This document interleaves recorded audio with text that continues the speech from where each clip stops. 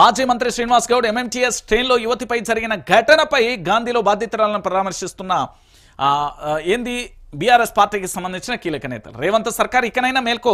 MMTS ఘటనపై KTR tweet. శాంతి భద్రతలు పరీక్షించాలి, త్వరగా విచారణ చేపట్టాలి, కేంద్ర మంత్రికి వినతి.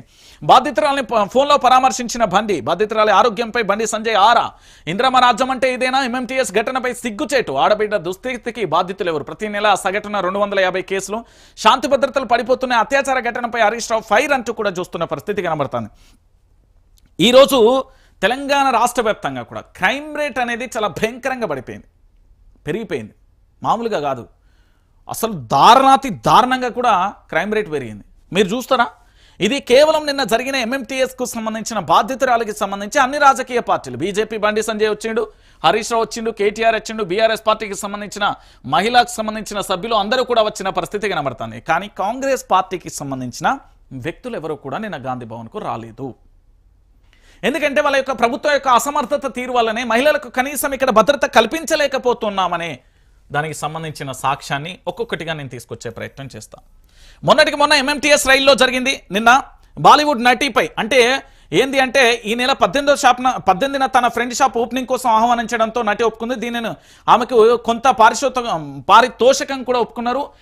ఏంది అక్కడ హోటల్కు వెళ్ళిన తర్వాత ఆమెను వేధించే ప్రయత్నం కూడా జరిగింది. దాంతోపాటు లాయర్కు సంబంధించి నిన్న హైదరాబాద్లో ఒక లాయర్ హత్యకు గురైంది చూసిర్రు. దాంతోపాటు గాంధీ భవన్ వెనుక జరిగిన మర్డర్కు సంబంధించి చూసిర్రు.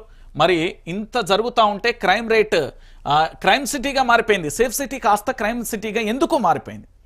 దీని మీద ఈ రాష్ట్రానికి సంబంధించిన హోంమంత్రి ఎవరో తెలియదండి. మీకు ఏమైనా తెలిస్తే కామెంట్ చేయండి. ఎందుకంటే మా ముఖ్యమంత్రి ఫుల్ టైం హోమ్ మినిస్టర్ అంటే నేను ఒప్పుకోను, యాక్సెప్ట్ చేయను. అసలే ఆ పదవిని ఇంకొక వ్యక్తికి అప్పచెప్పాలి. ఆ వ్యక్తికి సంబంధించి ఖచ్చితంగా కూడా ఆ బాధ్యతలు నిర్వహించాలి. విద్యాశాఖ కూడా ఇక్కడ మంత్రి ఉన్నాడంటే నేను ఒప్పుకోను. దానికి శాఖకు సంబంధించి ఫుల్ టైం కాదు, పార్ట్ టైం కాదు, ఏ పని చేయని స్థితిలో ముఖ్యమంత్రి ఉన్నాడు. ఇది వాస్తవమైన విషయం. మరి ఇంత క్రైమ్ రేట్ సేఫ్ సిటీగా ఉన్నది కాస్త క్రైమ్ సిటీగా ఎట్లా మారుతున్నది ఈరోజు? ఒకసారి చూడండి. 1, 2, 3, 4, 5, 6, 7, 8 ఘటనలు జరుగుతాయా 24 గంటలలో? ఇదా హైదరాబాద్ సేఫ్ సిటీ? అందుకే చెప్పిండు నిన్న కేటీఆర్, పోలీసు వాళ్ళందరూ దొంగలు పట్టుకోవాల్సింది పోయి ప్రశ్నించే గొంతుకలను పట్టుకుంటుర్రు అనేది. ఎవరి డ్యూటీ వాళ్ళు చేస్తే బాగుంటుంది అనేది మొన్న కరీంనగర్ సభలో కేటీఆర్ అందుకే మాట్లాడిండు. మహిళలకు సంబంధించిన రక్షణ లేకపోయా, హత్యలు అరే నడి రోడ్డు మీద లాయర్ అండి, నడి రోడ్డు మీద లాయర్ను ఇంతకంటే దారుణం, ఇంతకంటే ఘోరం ఇంకేముంటుందండి తెలంగాణ?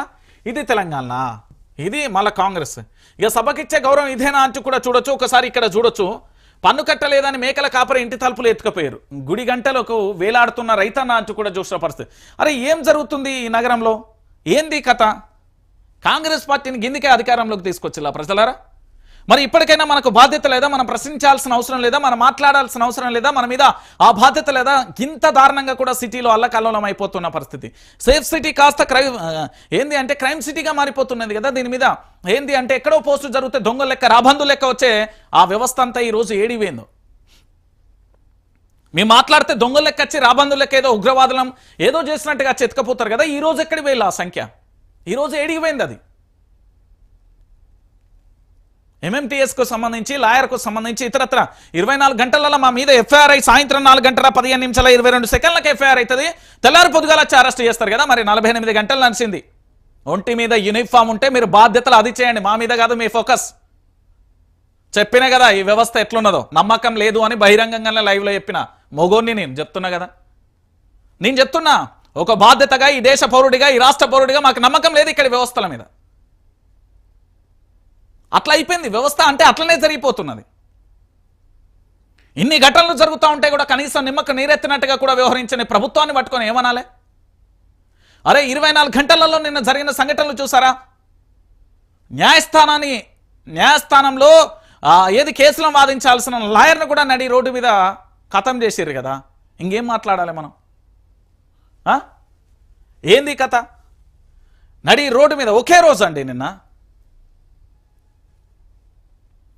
నిన్న బాలీవుడ్ నటిని ఏది ఓపెనింగ్కి అతిథిగా పిలిచి వ్యభిచారానికి ఒప్పుకోవాలని మనం డిమాండ్ చేసి నిన్న.